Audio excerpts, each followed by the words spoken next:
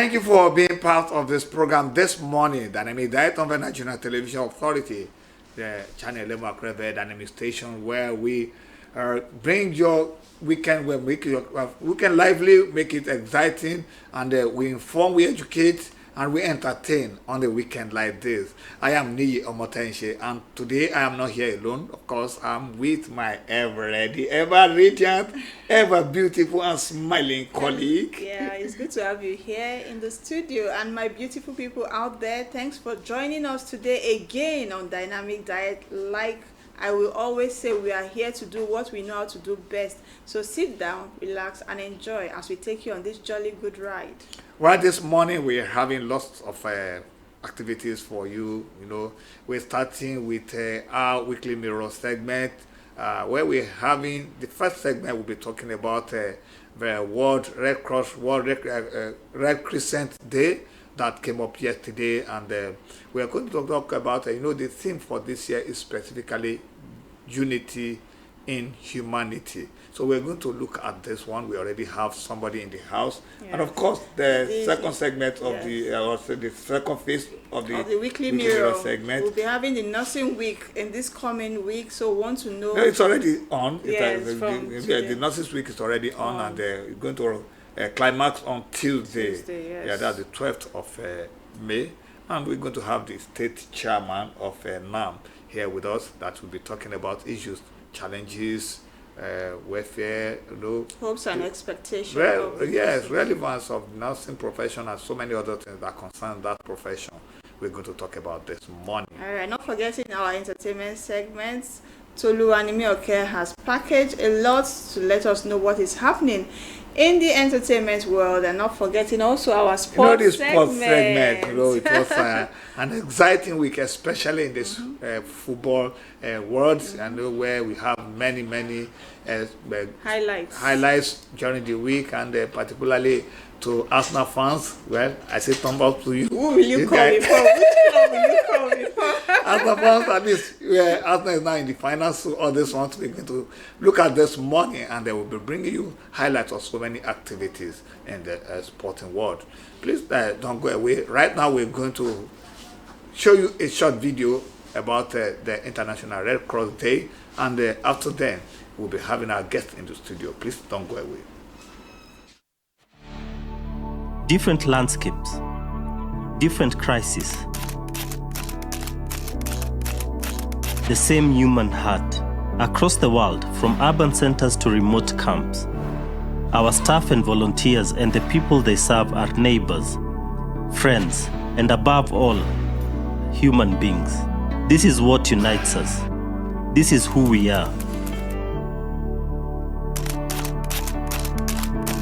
United in humanity.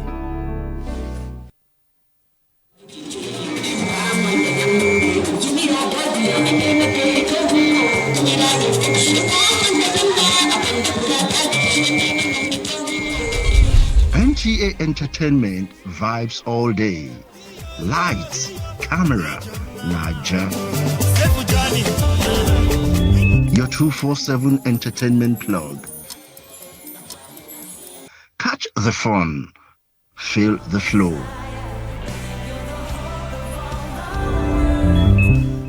Nta Entertainment vibes all day.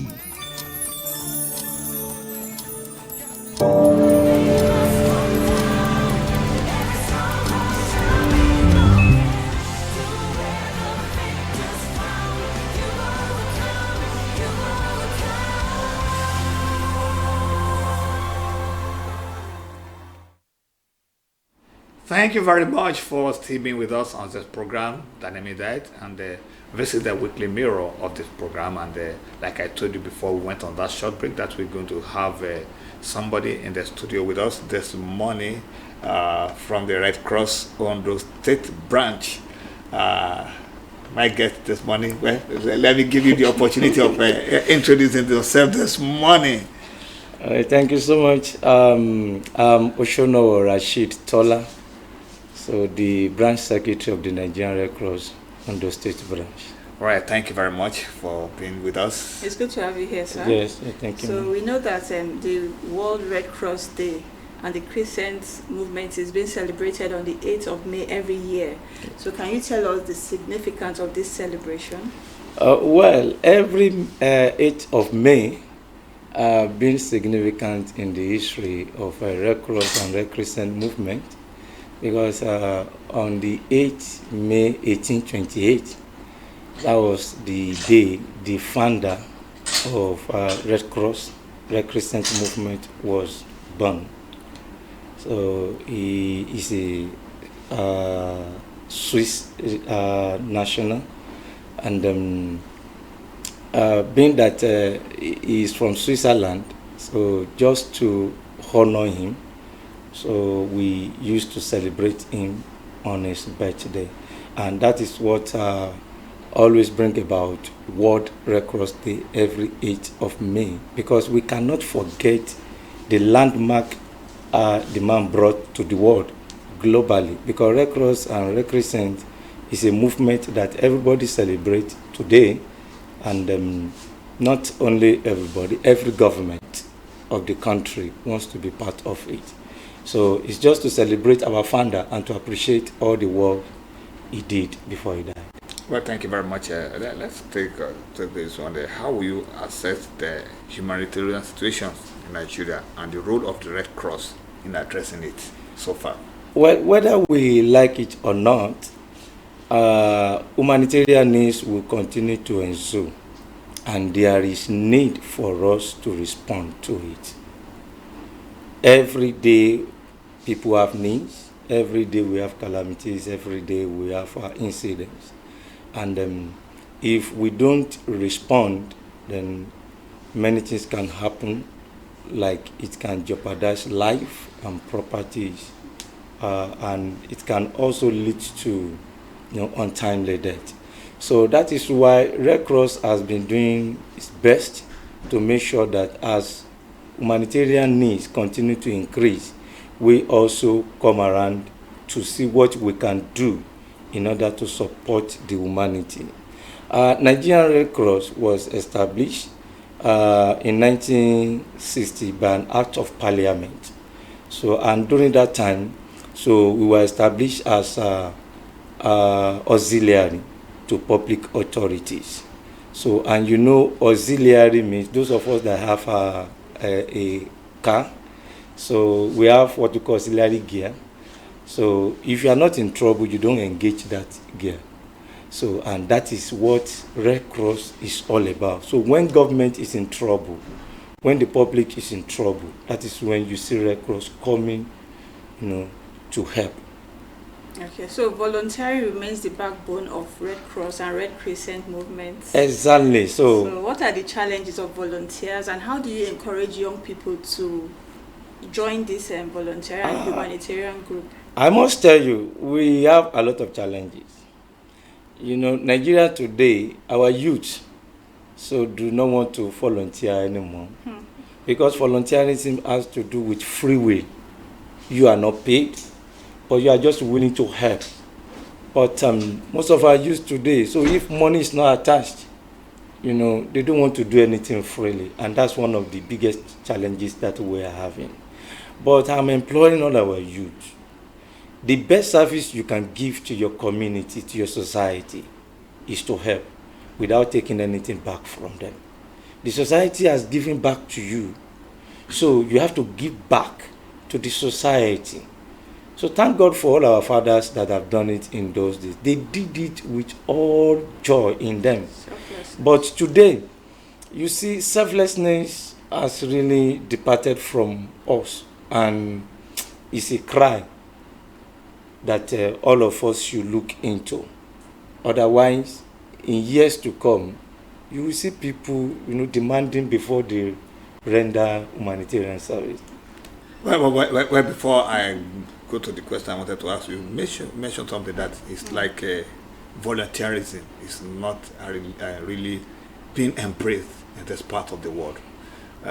What do you think could be responsible for this? Well, we are now in what I call a modern age where everybody, in quote, want to get rich quickly. So in the sense that what can I do to make money? So I can't waste my energy on volunteerism. So once I do it for you, what will I have back as reward or as gain? But in volunteerism, there is nothing like that. What moves us to volunteer is passion. Passion to help. Passion to do what others cannot do without having any reward attached to it. So the essence is that the passion to do it, is no longer there. So all what we are now looking for is to make money, to get money, to be rich quickly. But let me add, we know that that is the cause. But even that in itself, will you not ascribe it to the economic situation? Because let me tell you, somebody once said, when your passion cannot feed you, then if care is not taken, that passion will die naturally. It's somebody that is already having something that he or she can rely on, that cannot now take passion without any reward. Will you not also look into that? Well, I know that Red Cross might not be paid or might not be paying you, but it's because you have something else or somewhere else that you can draw your source of income from, that will make you to be passionate about that which is not paying you. Well, thank you so much. You are right. Economic situation can also lead to that. But I want to say this. Our fathers in those days, they believed so much that when you help, is the reward you get in return is bigger than money, material things. Because somebody you help today, you have saved his life. Apart from the fact that the person will appreciate you and pray for you, God is also, noticing what you are doing. Now, let me take this. I don't have a salary. You understand? But I do it with my passion. And thank God today, I have a family. But the prayer I receive from people, the gifts I receive from donors who also support this work and say, we love what you are doing. Can you take this? We know you are not paid. And you didn't have it in mind? No. They are doing it free will, though it may not be what I'm expecting, as big as I'm expecting it. But no matter what, once you are satisfied with that job and with what you are getting in return as compensation, I think that is the essence of life. So Red Cross is known for emergency response. Like you said, the government call you and people call you when they need emergency response. What other programs do you also do that people don't know about? In fact, there are many programs that we do. Red Cross is known for initially first aid. We are licensed to train people on first aid. We are licensed to train personnel and companies like that. But later on, so we have to move from first aid and other programs like climate change. We are there, so we also sensitize the communities about on flooding, then disaster, then health programs. Also, we move from school to educate young ones how to take care of themselves. We are also in the community also to sensitize our mothers, to reduce maternal, and paternal death. So all this we are into. In fact, Red Cross is now in almost all sectors now. Agriculture, we are there. When we talk about climate change, so we plant trees in order to reduce the effect of windstorm. Yeah, so we are now all sectors. Yeah, well, let me get you, the Red Cross, the theme for this year is United in Humanity. Yeah. What is the essence of this theme this year? All right. Thank you so much. One of our 7 principles that have been guiding us is unity. And why do we have unity there? Is that if we are not united, we can't have same opinion. We can't have same goal. We can't have the same focus. Apology to those of us who are not Christians. In the Bible, there is a portion, in the Bible where it is stated that some people gathered together to build a tower to reach heaven. But when God saw their unity, because of the unity, they were making progress on the building. And the only thing God could do in order to disrupt that building was to, annul their unity. He disrupted their unity. Once there is no unity, then everybody will go on its way. So this year, so we now decided that in order for us to emphasize much on what we do, so we have to emphasize on unity. Our unity is very, very important to us. Let everybody come together. Red Cross cannot do it alone. We need everyone around us. We need government. We need donors. We need companies. We need individuals. We need influential people in the community. Let's come together. Our target is to help the humanity, to assist the vulnerable in the society. But we can't do it alone. We need all hands on deck. And that is why this year we are preaching unity in order to achieve our aim in serving humanity.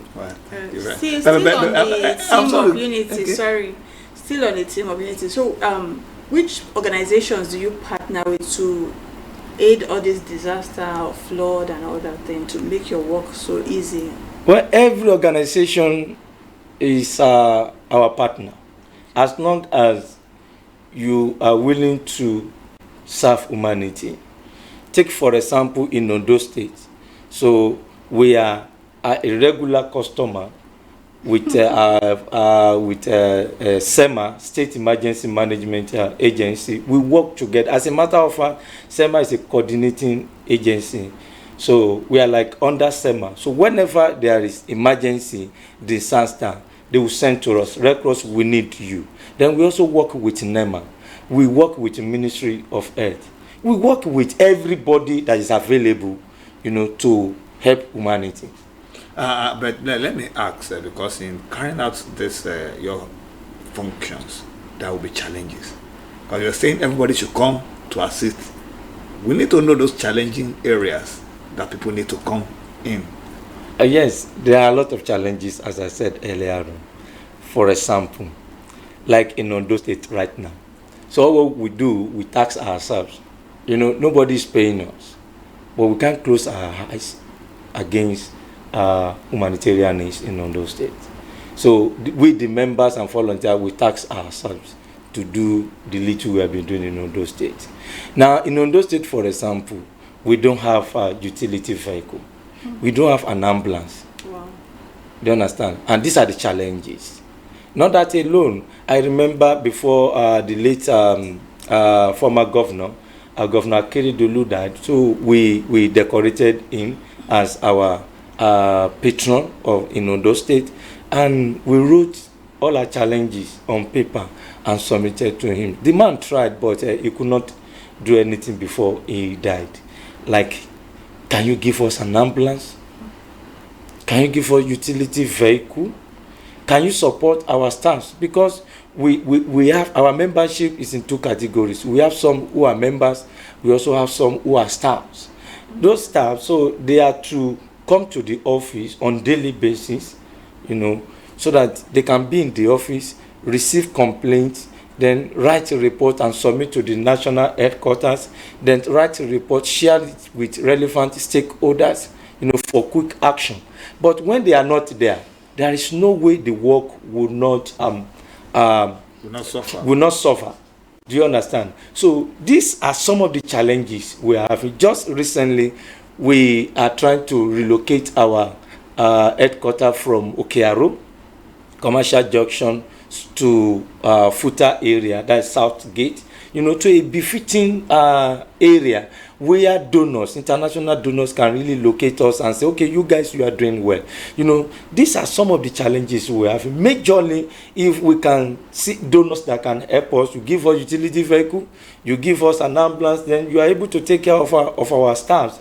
In fact, we will do better and we will do more, because we have been trying our best. Let me add this to it. Like in 2024, so there was a flood that ravaged Ondo Town. and part of Akure and some other local governments like that. So luckily we reported to our national headquarters. Then the national headquarters escalated the issue to Geneva, where we have our headquarters globally. There is a pause that the movement has. We call it DREF, Disaster Response Emergency Fund. And luckily, our attention was captured in that DREF. And they sent relief materials to Ondo State. Like in Ondo Town, we supported about 300 households. So with 77,000 naira per household. In Akure here, we supported 200 with 77,000 naira per household. Then likewise in Ilaje and Ondo Town, we also supported the affected household with relief materials. These are the things we are willing to do. But apart from the global donation we receive, we still need local donation, local donors who can really come around, and say, what are you doing there? How can we come in? How can we support you? So with that, I know we will still go far, because there are so many green areas we are still looking at. Especially this year, the rain has not yet started. We're having a lot of issues at Ilaje. So we are looking at Ilaje. We have escalated the issue in Ilaje to global society for help. So while waiting for them, what can we do locally to help those people? I must tell you, people are suffering. Thank you very much, but because of our time, because we still have the guests waiting to come up, how can someone, especially the young one, join Red Cross? And then, as you're answering that one, I want you to conclude that question with your own personal experience of how you joined. Thank you so much. Joining Red Cross is not difficult. Number one, if you want to join, you must be willing. You must have the passion, because it is purely humanitarian. Nobody coerces you to be there. Nobody forces you to be there. And you are not joining for the purpose of making profit. Once you have that one at the back of your mind, then you are good to go. Then how will you join? So you can contact us. You can contact me. I will direct you. We now have a database where we captured all our members and volunteers. You just register online. After your registration, you locate our office. We will give you a physical form to fill. Then we will train you, give you orientation training before we can issue our ID card to you, because we must train you on what we do and what we are not. So that you don't think now that you are trained, you are not a medical doctor. No. We have professional volunteers and we have non-professional volunteers. So that you are trained to give emergency or to respond does not make you a qualified doctor. So we always, try to emphasize that. So after that one, then you continue to volunteer, and all your work as a volunteer are captured on our database, like ICAF. So whenever you need it, to provide your CV, then we will print it out and give it to you, the number of hours you are volunteers. So that's all. Then as a member, we want to register, so we have categories of membership. So as low as junior unit, 50 naira per year, just your token to contribute into the work. Then secondary school, 100 naira per year. Detachment, that is tertiary institution, 200 naira per year. Out of school members now, so start from 500 naira, so till 25,000 naira. It depends on your financial capability. The reason why we do that is because we want everybody to be part of it. You cannot say it's because I'm poor, that's why I cannot. No. As low as 500 naira just in a year. So that's just your token, your sacrifice, to help humanity. And let me quickly wrap up with my own experience. I joined Red Cross in 2005 when I was still teaching in a private school in Osun State. I remember, so they came to our school saying they wanted to train 2 teachers per school on first aid, so that they can man the first aid box in each school. So my proprietor, nominated me to go for the training. We were 2. So after the training, they now told us that, okay, there is an open door. If you want to be part of it, you want to register as a member, full member. I was glad, because it's an international organization. I was glad, so I registered That was how I became a member. Then I was the former divisional secretary, that is secretary in a local government in Osun State, that is Ife North. So before I came down to Ondo when I got admission in 2008. So and when I finished school, 2011, so and to God be the glory, in 2018 I was appointed as the branch secretary of the Nigerian Red Cross Ondo State. And since that time, I think I'll be doing well. You know, it is just my passion to help. I love it. I can't close my eyes to the suffering of people around me. Well, thank you very much, sir. On a final note, what will be your at least last word on this program today to our viewer?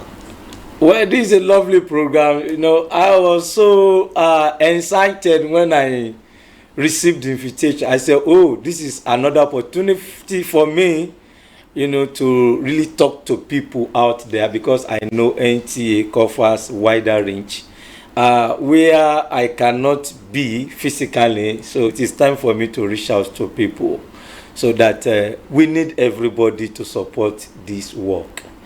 Coming together to do that, we save a lot of lives, and that is our passion and that is our cry. Let's come together and do this job. No matter what, no matter little you have, you can still save a life with that little. What you think you don't need again, there is no more of use for you. There are some people that really need it. All right, thank you so much, sir, for being on the show. We hope you keep touching lives and impacting the society. We wish you all the best in your endeavors. Thank you so much. Happy Red Cross Week. Thank you. All right, the program continues shortly as we will be joining our next guest on the Weekly Mirror segment. We'll be mirroring the Nursing Week. Stay tuned as we'll be right back. Sorry. Thank you. Did you know that nurses make up nearly half of the global health workforce? In many parts of the world, a nurse is often the first, and sometimes the only health professional a patient ever sees. And a single nurse may care for dozens of patients at once, working long hours, often under immense pressure, quietly holding together systems that millions depend on. In crowded wards and silent night shifts, when most of the world is asleep, a nurse is still awake, watching over someone's life. And yet, despite all this, many nurses remain overworked, underpaid, and unheard. These are not just statistics, they reveal a deeper truth. We rely on nurses more than we support them. They carry not just medical responsibility, but emotional weight, the fears of families, and the fragile hope of recovery.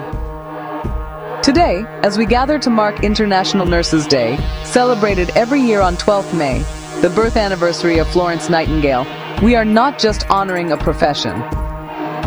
We are recognizing a pillar of global health care, a pillar that is strong, but under strain.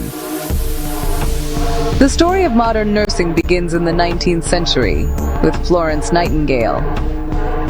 During the Crimean War, she walked through overcrowded, unsanitary hospitals and transformed them, not just with compassion, but with discipline and data. She reduced death rates, improved hygiene, and introduced the idea that care must be guided by evidence, not just instinct.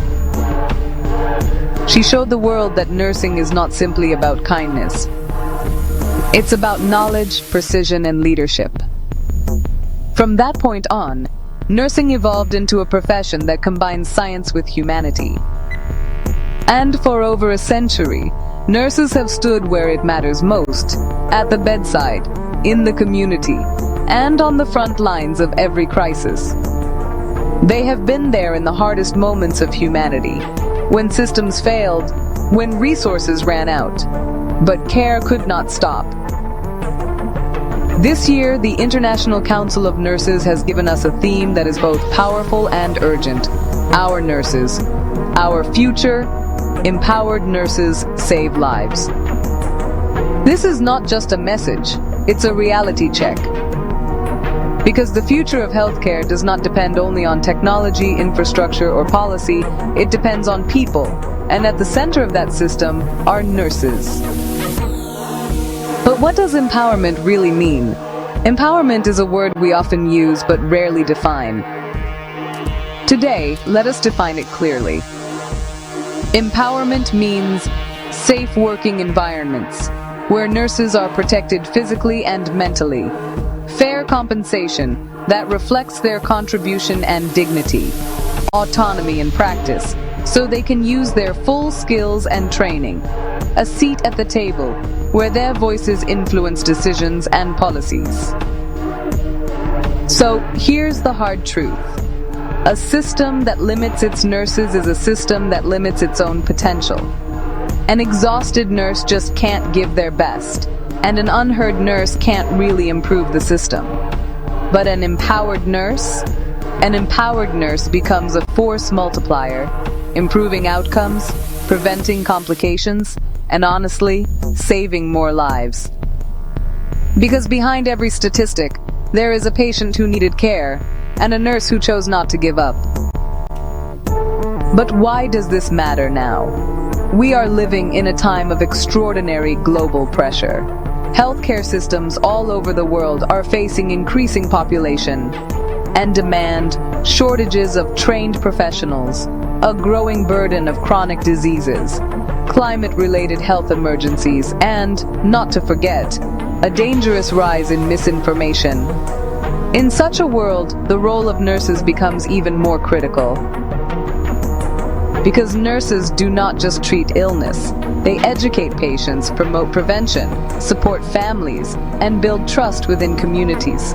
They really are the human connection in healthcare. Sometimes healing begins not with medicine, but with a presence, a voice that says, "You are not alone." Nurses are consistently ranked among the most trusted professionals in the world. Think about what that means. In moments of fear, pain, and uncertainty, it is often a nurse who stands beside the patient, not just administering treatment, but offering reassurance, clarity, and strength. In that moment, they are not just professionals. They become strength for someone who has none left. This trust gives nurses a unique responsibility and a unique power to bridge the gap between, science and society, knowledge and action, healthcare systems and communities. And in an era where misinformation spreads faster than facts, this role is more important than ever. So, what must we do? If we truly believe in this theme, then our response must go beyond words. First, we must invest in nursing education and training. A strong system begins with a strong workforce. Second, we must improve working conditions, ensuring safe staffing, reasonable hours, and mental health support. Third, we must ensure fair pay and clear career growth pathways. Fourth, we must bring nurses into leadership and decision-making roles.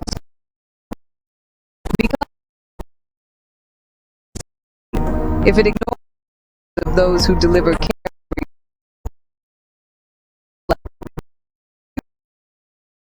in our lives has been cared for by a nurse, in illness, in recovery, in moments of vulnerability. We remember their skill, but we also remember their presence, their calm, their reassurance, their humanity. And long after the treatment ends, it is often that humanity we remember the most. So today,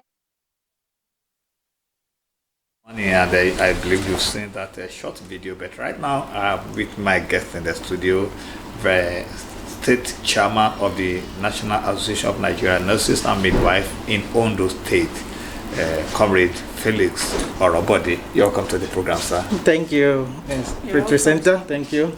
Well, let's start. This year's the theme of the Nurses Week this year is Our Nurses, Our Future. Empowered nurses saves lives.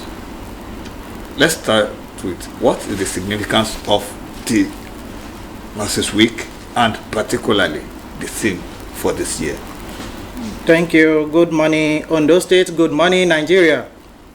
Once again, I'm Comrade Nurse Felix Akintobi Orobode, the State Chairman, Nationalization of Nigerian Nurses and Midwives, Ondo State Council. Every year we celebrate Nurses Week. And the week starts from the 6th of May, runs through to 12th of May. That 12th of May is actually the birthday of the mother of modern nursing. That's Florence Nightingale. She happens to be the mother of modern nursing. She was born on the 12th of May, 1820. So it's like almost 206 years old now. This year, Nurses Week is so significant because looking at the economic situation in the country and in the entire world, nurses are being faced with a lot of challenges. And looking at the health status of people, the public, we realize that the health status is not all that encouraging. And on that, if we are getting it right, if we empowered nurses, nurses will be able to deliver the effective care that they are supposed to deliver. And going through the clips you played earlier on, nurses happens to contribute almost 60% of the entire health workforce. And coming down to Ondo State, and going by the standard of the WHO, for every 1,000 population, we are supposed to have 3 nurses. And with the population of Ondo State running to above 4 million, that means in Ondo State alone, we are supposed to have close to maybe slightly above 12,000 nurses in Ondo State caring for the entire populace. But how many nurses are we having in Ondo State? We are having less than 2,000 nurses. What 12,000 nurses are supposed to be doing? Only less than 2,000 are doing this. And definitely, this will definitely affect the health status of the entire populace. And so this year, we are saying that if government empower nurses, definitely the health of our people will be improved. So how will you access the current state of nursing practice and even healthcare practice in Ondo State? When we talk about all these things you mentioned, that the personnel are not enough, are they really delivering the way they should? Thank you. Like I said, work or duty of almost 12,000 people and less than 2,000 are doing it. There is no way it will be effective. That's just the bitter truth. There is no way it will be effective. We have some hospitals in Ondo State. We have in primary health care alone, we have above 600 primary health care facilities in Ondo State. Above 600. We have a tertiary institution. We have secondary institutions, and let's assume that that's above 600. Let's even say 600. A nurse, at least minimum, should be in that facility. That means 600 gone out of the less than 2,000. And in these 2,000, people working in the Federal Medical Center are also there. Nurses in Federal Medical Center slightly above 400. If you minus that, that's 1,000 gone. Remaining the secondary facility, Unimed is also there. So with all this, there is no way. Most of the time I pity our nurses, because at the end of the day, they are the one at the receiving end in most of our facilities. Go to any hospital today as a client or a patient. When you enter, the first thing they will ask, not so, before even shouting doctors. And some times ago, we had to tell the government, nurses are always at the receiving end. If there are no drugs in the hospital, before the patient shouts the name of the pharmacist, the nurse. If the security is not all that good, the nurse. Everything about the hospital, nurse. And it is because the hospital, the way it is being built around nurses. We are the owner. Let me put it that way. We are the owner of the hospital or health facility. So all those people that works around They support the work of the nurse because we are the one that really stay with the patient for 24 hours. Doctors will come, they attend, maximum 5-10 minutes, they leave. The nurses will be there. The nurses are the one that relate directly most of the time with the patient relatives. And that's why most of our patient relatives always say, those nurses, they are wicked. Those nurses are this. Because they are the one that always have interface with the patient and the patient relatives. And in a ward, hospital ward of like maybe 10, 15, 20 patients, and you're having just a single nurse managing those patients, and each patient, we will always, we human being now, each patient will always want that nurse to be attending to him. If he or she has any complaint, nurse will come. After by attending to that person, another person will be shouting, "Nurse, where are you?" And if the nurse did not respond, the next thing is that nurse is wicked. He is not responding to me. Is this, is that, she's this, she's that. So that has always been the nature. Suppose in a ward of, let's say, 10, 20 patients, and we're having 4 nurses on ground, the work will be effective and they'll be able to deliver to the public. So on the shortage, it's everywhere. It's everywhere, not only in Ondo State, not only in Nigeria. Recently, there was a ban on the recruitment of health workers, even in the United States of America. But two weeks ago, the President of America had to lift the ban because they need health workers. And over there, I have friends that are there. The minimum they earn in a month over there is like $2,700. Convert that $2,700 to Naira in Nigeria. How much? The highest paying nurse in Nigeria, I doubt if he or she earns up to 800,000. Now, you now want us to say stay in the country. Definitely people will move out of the country. So if our pay is not all that good, coupled with the shortage of staff, people will keep on moving. I'm following the statistics from the Nursing and Midwifery Council. In the last 5 years, nurses that have migrated out of this nation, they are above 60,000. 60,000 nurses migrated out of our country in the last 5 years. Now, how many are we having? Yes, government said that they should keep on producing nurses. Not that one alone will not even solve the problem. Because as we are producing, these people will be moving out of the country. And you can't restrain them from moving. They have freedom of movement. So with that, if government really wants us to be effective in our places of duty, one, they should recruit more. We have some nurses outside also in private hospitals, especially in those mushroom private hospitals. I call them mushroom because most of them, what they use to, what they pay our nurses there is so meager. We still have private hospitals that are paying nurses less than 50,000, even in this Ondo State.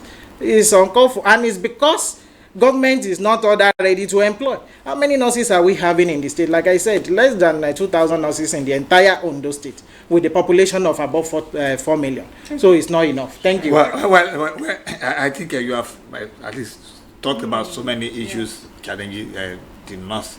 I want us to also talk about one area.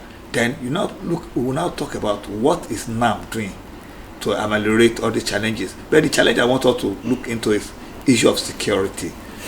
Recently, we had story all around, for some were almost kidnapped and the rest. How is this challenging the nursing profession in Ondo State? Then, what is NAM doing in all the challenges you have mentioned, including the security? What are you doing to ameliorate the situation? Thank you. You referred to the incident that happened almost a month or 6 weeks ago. We just have to appreciate God Almighty that the incident did not escalate more than that. Truly, our members were abducted, but thank God they were finally released along Ondo Road. Immediately that incident happened, we have to appreciate the state government, at least, and the Amotekun Corps, the Commissioner for Health in the state, the Chairman, Akure South Local Government, Honorable Fashua. So all these people swung into action immediately the incident happened. It happened on Saturday, and on Monday, the Commissioner for Health had to call for emergency security meeting where all health practitioners and the leaders in health sector were there in the Ministry of Health. We all discussed, and after that, the state government, the hospital management board, and some health facilities have been able to gear up in ensuring that there is security of lives and property in various health sectors. But I don't think they've done enough. Everybody knows the security challenges facing on those states at the moment. But in the recent, maybe in the last few days, I think it has reduced. Maybe government is doing something to curb that. But we should always tell people as well that the security of life and property is everybody's business in this present day Nigeria. I always tell my nurses, when you get to work and looking at the environment, you realize that it's not all that secure, please run away for your life. And abandon your duty post. That is the bitter truth. Abandon your duty post and run away. Yes, now. Okay. Because if any bad thing happen, what will the government do? If any nurse is kidnapped today, or let me even ask, how many of our people that have had a lot of nurses being kidnapped, not in Ondo State, even in a nearby state, Kogi State, a nurse was kidnapped not quite long. It was the association and the family that paid the ransom. Government did not listen, and I know if similar things happen, no, government will not listen. Even to beyond us. issue of kidnapping, we're talking about attacks on nurses, even on duty, relatives attacking nurses now, and the rest. Let's be honest, some nurses are not friendly. Why some are like angels? Because I've had issues, maybe when I went for child delivery, I still have relationship with some nurses because they were so friendly. Why some you'll be avoiding them? Now, nursing is beyond medical treatment. Yes. They also support emotionally, and empathy is very important in nursing. So now how can your association, encourage your people to be more friendly despite the economic challenges? And how do they train to be able to balance their emotion when they are treating patients? Thank you. For all our nurses that have passed through various health institutions, I can boldly say no one was taught how to abuse. That is the truth. Like you said, we have nurses that are angels, and we have some that the way they relate to patients is so bad, and that is the human factor. Nobody is born the same. Even twins, they have different character. There is no profession without bad eggs, and at the level of NAM, we always encourage our people, our nurses, our members, to know one thing: the oath they've all sworn to. Know this life, whatever you do today will be history tomorrow. And we should always ensure that we show empathy whenever we attend to our patient or our client. Yes, I've had couples of complaints from the public that some nurses this and that. Yes, there are some situations. Because of you don't want me to mention economic situation, but I will keep on mentioning it. You don't give what you don't have. It is when you are empowered that you'll be able to perform effectively. Someone who is facing economic challenges at home, come in as a nurse to treat a patient in the hospital. Things are just too hard. We must be factual on that. Some people cannot manage their emotions sometimes. And like I said, people always complain about nurses. I really hear maybe public complaining about pharmacists in the hospital. Why? Because they don't really have interface with them. That is the truth. And what public normally complain about, the professionals that they normally complain of too, maybe the doctors and the nurses. Some doctors don't do us well, this and that, nurses, doctors, because these are the people that really work on the patient, and these are the people that have maybe 100% interface with the patient, and that is why. And for every, even when Jesus appointed the 12 apostles, there was one Judas. So for every 12 nurses, definitely you will have one, maybe it might likely be bad. And So you have one, Thomas. you will have Are definitely. there sanctions? Because I've heard of maybe a woman is in labor and the way the nurse will just treat. There was one I even heard she slapped the woman, and after child delivery, the woman came back to retaliate. Anyway, You understand? So, I didn't hear are that there story, but sanctions it's for ethically such? wrong. It's ethically wrong for any nurse to slap a patient. It's ethically wrong, and I just want to appeal to the public. It's not by retaliating, or it's not by attacking nurses. Whenever you have any complaint, let the association be aware.